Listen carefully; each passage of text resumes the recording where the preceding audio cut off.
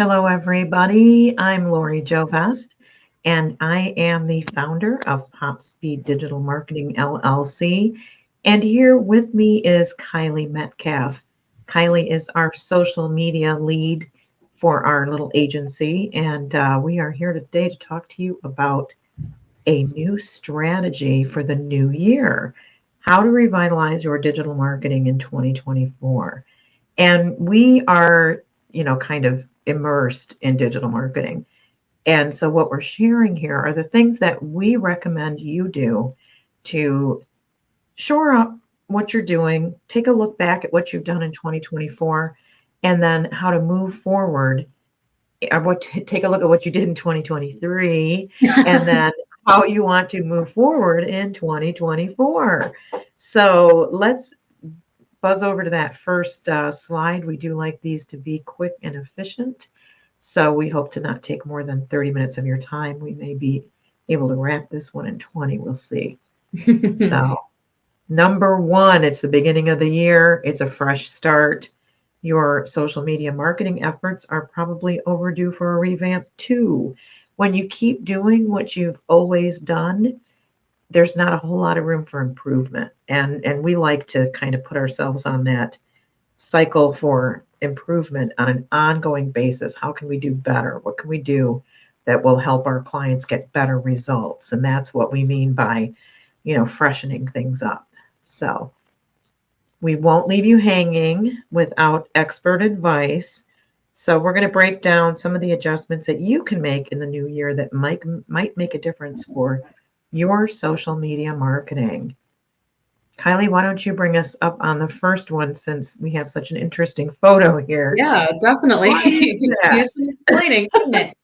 So the first thing we recommend that you do when you're kind of looking through your strategy and seeing what you want to change or adjust in the new year is see how you've handled trends in the past. So this can be anything from something going viral, circa like Pete Davidson with Taylor Swift and that going viral from SNL, or that can be trends in algorithms. So when we say keeping up with trends, it's a little bit broader than just, what sound is trending on TikTok or what hashtag is trending because of Dancing with the Stars this week. There are a lot of things that this could mean. So what we recommend is when you come across a trend that really resonates with your brand, such as something to do with Taylor Swift and Travis Kelce, or something like videos are outperforming still graphics on Instagram, something that really is relevant to you and what you do on social media.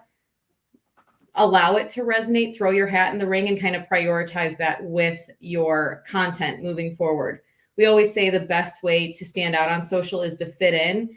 And this is a really good example of that by keeping up with trends and staying up to date with what resonates with your brand. Absolutely. And that doesn't mean that every popular meme fits your brand. Exactly. It's so funny when Spotify did their, annual playlist and they sent us all videos and it was really awesome. So many brands tried to jump on that. Last year that was cool. This year not so cool. This year it's been done. So you just don't need to get onto every single trend if it's not actually a trend. The other thing I would say is trends also apply to research. We noticed and heard in 2023 that UGC is much more trusted by consumers than influencers.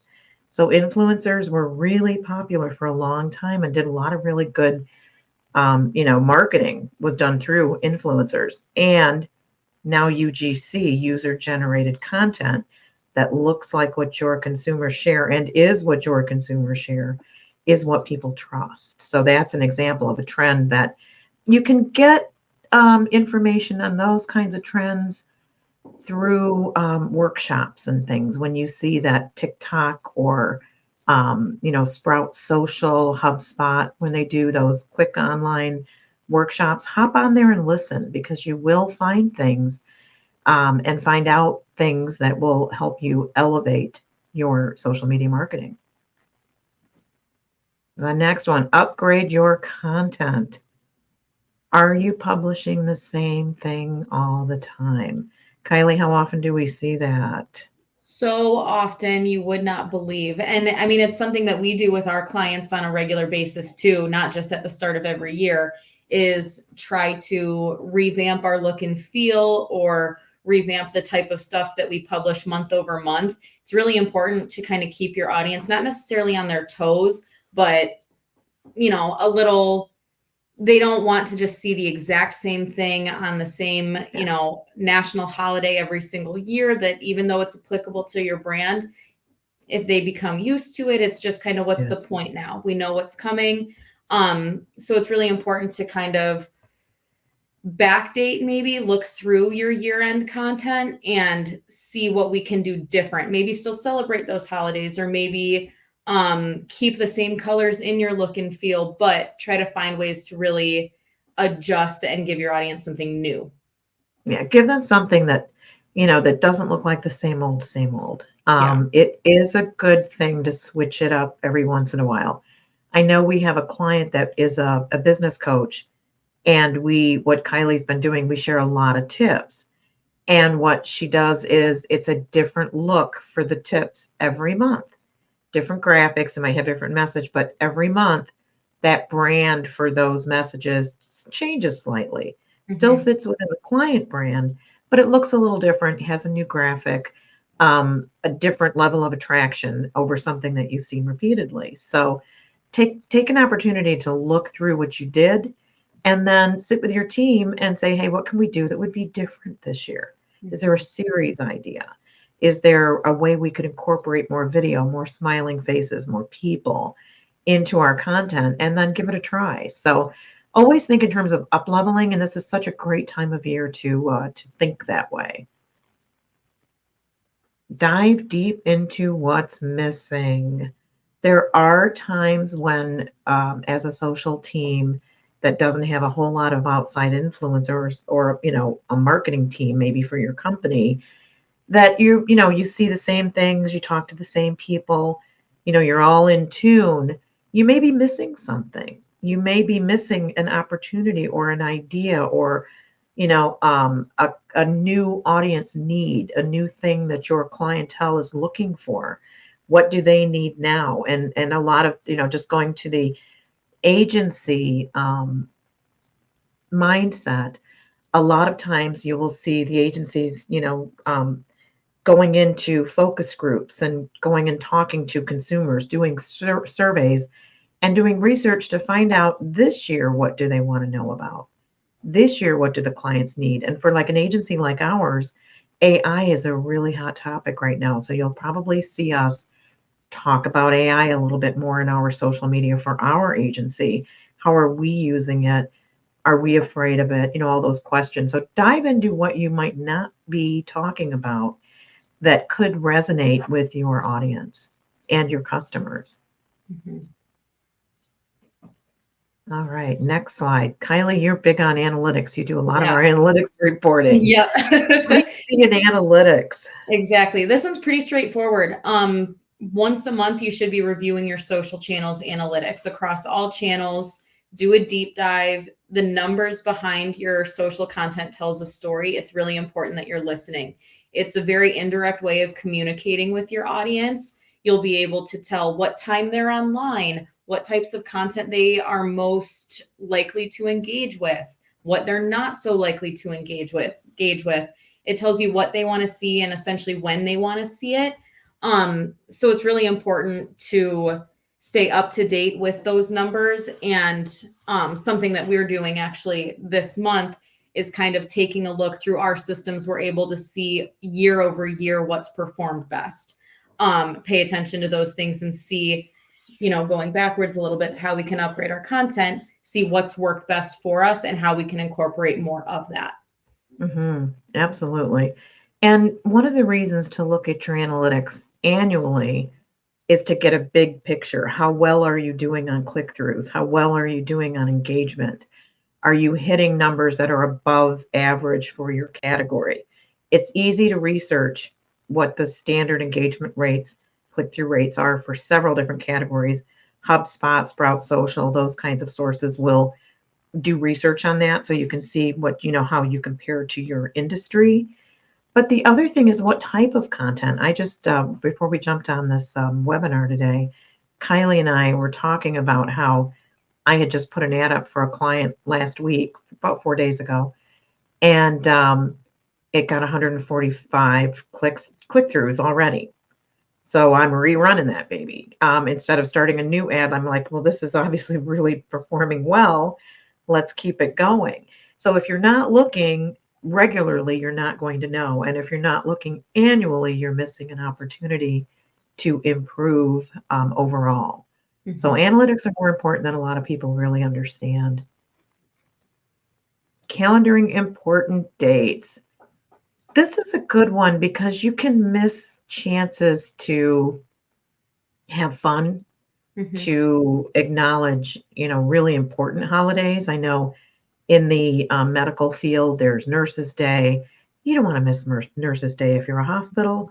You don't want to miss Nurses Day if you're a small, dental or doctor practice. You may Mhm. want to use that as a way to acknowledge your team, take a photo of them, put that up on social, and kind of show the pride you have in the people who work for you. But you miss those opportunities if you don't calendar things ahead of time. Take a look at the whole year. What's in February? What's in March? Oh, wait, we have this big event we do in April. We should make sure we put promotion for that event in February and March. And it Mhm. helps you plan in a way that allows you to do better work when those important times come up. Kylie, do you have anything else to say about that? Yeah, just kind of as another example, I remember, and I think I have more of an eye for this now being in social media for such a long time. Have this memory about maybe a year or so ago of seeing a local ice cream shop to my area post the day after National Ice Cream Day saying, "Oh, we heard we missed it, but we're here today." So it's just kind of a funny, goofy little example of you saw that it was yesterday, probably most likely from another ice cream brand, maybe one that you follow. And now we're jumping on the bandwagon a day late by calendaring those important dates out ahead of time. You're not going to miss it. If you have a little reminder, at least then your audience will know too. So Well, and then think about it. If National Ice Cream Day is coming and you think about it 2 months ahead of time, you exactly. can offer a coupon. You can Yeah. Run offer, some you know, promotions. $1 off a cone if you take a photo and post it on your social right then and there while you're Exactly. paying.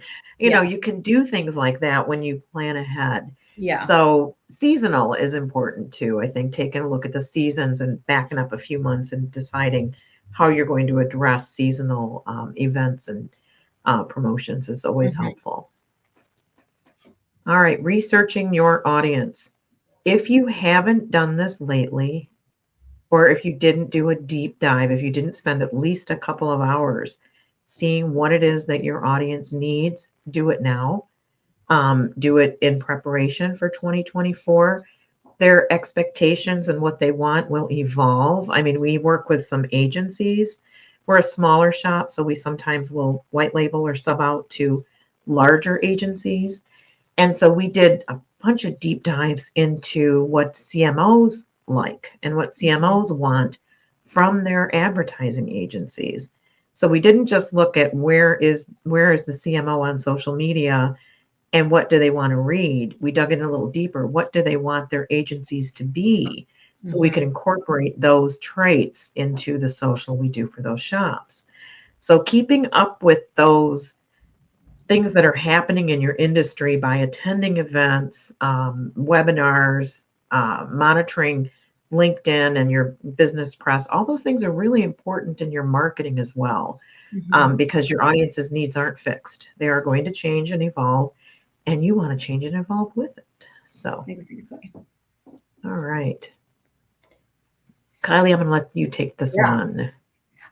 Kind of like what we just talked about on the last one with researching your audience, it's important to revisit your own goals too. Just because you may have made an internal social media strategy or digital marketing strategy, maybe a year and a half, 2 years ago, it doesn't necessarily mean that those goals shouldn't evolve. If your initial KPI or goal, KPI is key performance indicator, for those who may not know, If your initial goal there was to grow your platforms by X percentage of followers, or grow your average engagement rate by X percent, it may be important to revisit those goals, see how much headway you've made towards them, and if you've really kind of conquered those goals handedly, it might be important to go into this new year with greater ones.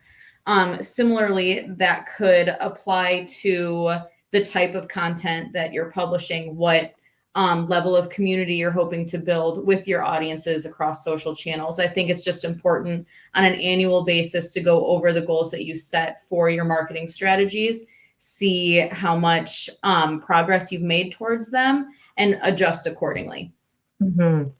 And I'll give you one example. We have a client that we work with where we do the social and we're more responsible for engagement and followers than we are leads.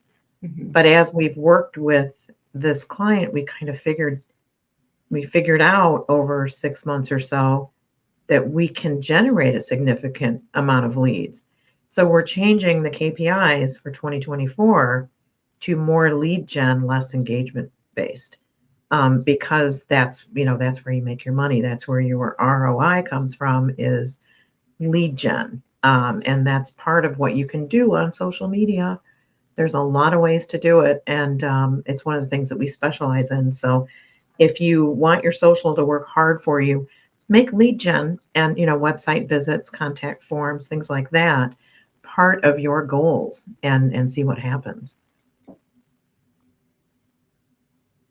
All right. Additional digital marketing support. We've talked about this before too, Kylie, right? Mhm. That Yes. people may expect their social to carry the full weight of their marketing effort. It Mhm. can't.